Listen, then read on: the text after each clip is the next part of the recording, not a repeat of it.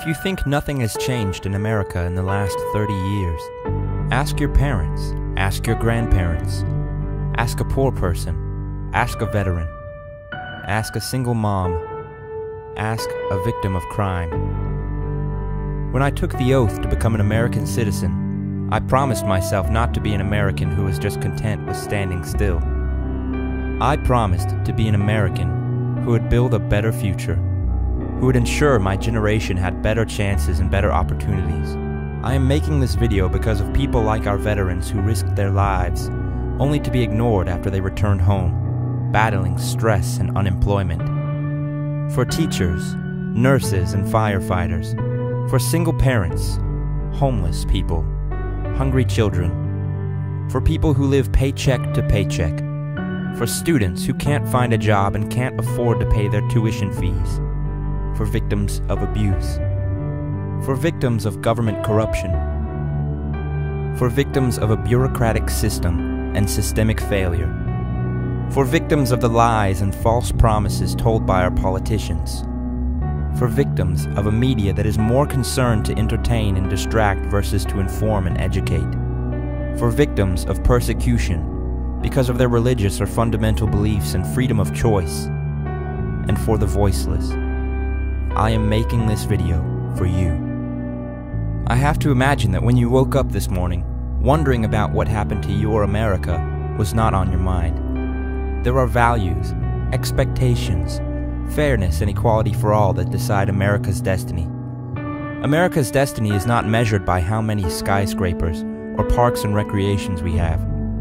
America's destiny should be decided because of our values and our rights, not by mere implication, but through their applications. The Americans who are building this nation may not be holding an elected office, but they dream for equal treatment promised to them almost by every politician. Loving this country requires the willingness to speak out for what's right and shake up the status quo. That's how doors of opportunity swing open, not just for those who are in America, but for millions of immigrants from some 100 nations in the world who love to be known as Americans.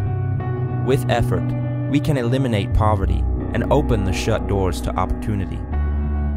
We can make sure every American, regardless of their race or religious attire, sexual identity, or physical ability, is worthy of a job and equal pay. If our forefathers have taught us anything, it's that our work is never done. In pursuit of the American values, we need to give purpose to each generation. This is work for all Americans, and not just some. If you want to honor your nation today, share the message in this video with all your fellow Americans. Let them be inspired and inspire others. That's what it means when we say Americans are extraordinary. In this country, we have rights and fundamental liberties that have been talked about for years, but they're always blocked by special interests of the policy makers. Because you voted for change and you expected change, but that's the change you worked for. That's the change you voted for, but that's not the change you got. Every day, we hear some horror stories that another government official, a person in position, in trust, or someone's role model gets caught for violating the very laws they had promised to uphold. Every day, someone becomes a victim of lack of funding that affects their life, health, education, and job security. What is our excuse today for not demanding change and making the government accountable? We are the force to get rid of hypocrisy.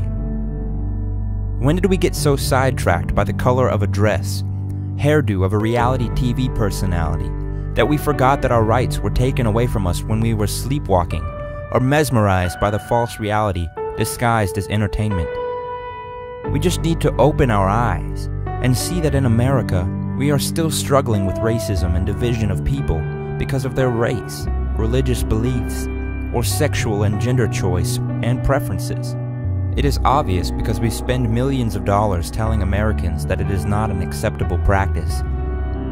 If American liberty is all about inclusion, isn't it time to voice our concerns to those whose decision and dictatorship views are restricting our liberties?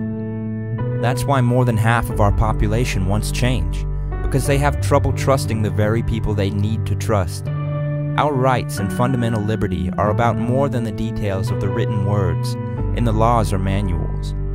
It's about what kind of America you want to have. If you do nothing about it, you let hypocrisy to continue to become a social pandemic. My fellow Americans, we are becoming a nation that spends more on entertainment and punishments than on information, reform, and prevention. So this is about what kind of country you want your children to grow up in. There are some people who will say that our government and corporations know what they are doing, and it is working. They say we've got somewhat an okay health coverage. We've got public and private schools. Nobody says that what we have is bad, or that it is not working. What we should aim to do is to give America a voice to speak without the fear of getting labeled or mistreated by those who do not like hearing what is being said. Change is not easy. Change is hard. It's always been hard. That's how Americans are. We always want to move forward. It begins by initiatives like this one. It always has, and it always starts with you. So it goes to show you, one voice can change one person. And if a voice can change a person, it can change a community. And if it can change a community, it can change a state. If it can change a state, it can change our America. Let us reclaim America with your voice.